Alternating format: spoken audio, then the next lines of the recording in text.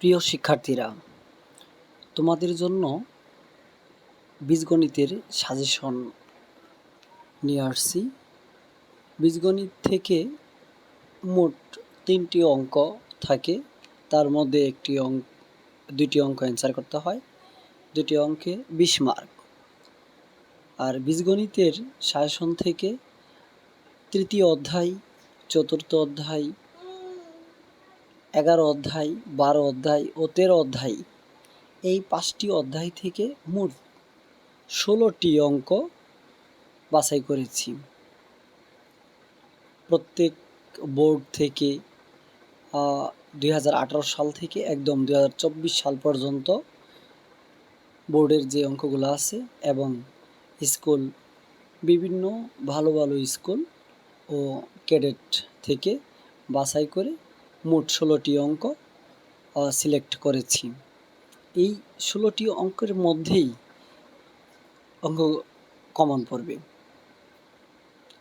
তোমরা যারা এইচএসসি 2025 সালে এইচএসসি পরীক্ষা দিবা, আর সবার জন্যই বিজ্ঞান শাখা, মানবিক শাখা ও বাণিজ্য শাখা, 3টি শাখার জন্যই সাধারণ গণিতের, বীজগণিতের সাজেশন।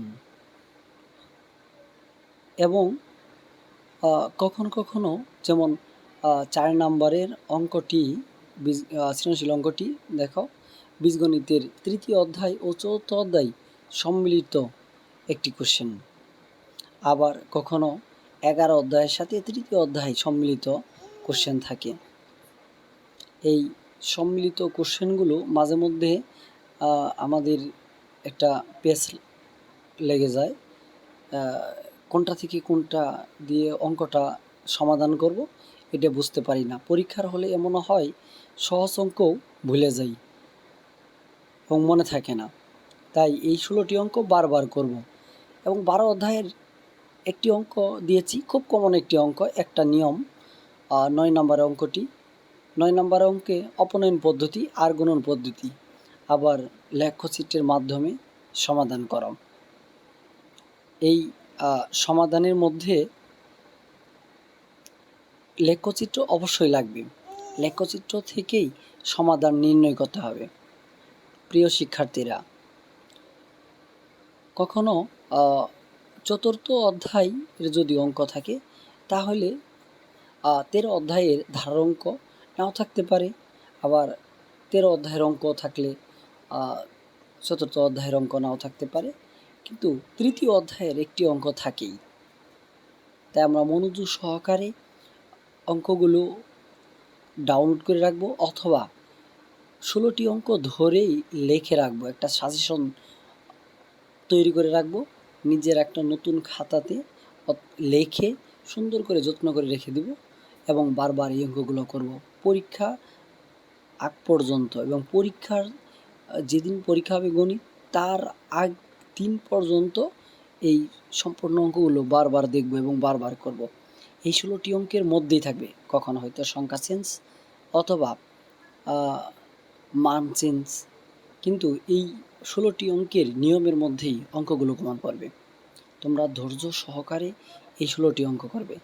11, 12 এই 2টি ধারার অঙ্ক, গুণোত্তর ধারা ও সমান্তর ধারা সম্মিলিত অঙ্ক থাকে।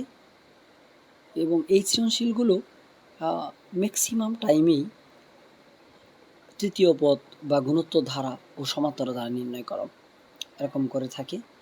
13, 14 এটি হলো বীজগণিতের অঙ্ক। প্রিয় শিক্ষার্থীরা, সম্পূর্ণ অঙ্কগুলো বারবার করবে। এবং কোনো অঙ্ক যদি তোমাদের মনে হয় কমন অঙ্ক বা অঙ্কটা বুঝো না, পারো না, তাহলে কমেন্টসে লিখে আমাকে জানাও, আমি অঙ্কটি করে দেব।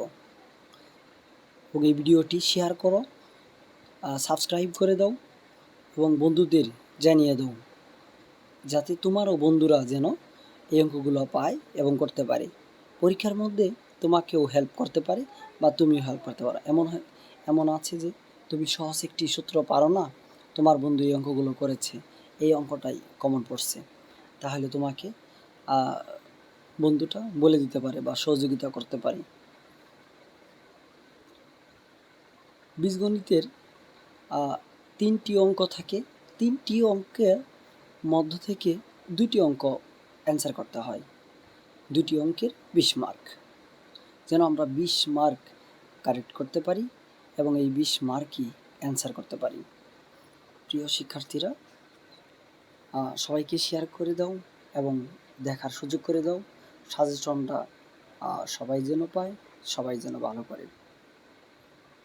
ভালো থাকবে, সুস্থ থাকবে এবং এছাড়াও এর পরবর্তী সময়ে হাজির হব ত্রিকোণমিতিক সাজেশন নিয়ে। ত্রিকোণমিতির যে অঙ্কগুলো থাকবে খুব সহজ এবং সুন্দর করে সাজেশন সাজানো থাকবে। বিগত সালও আমার সাজেশন 100-এ 100 কমন পড়ছে।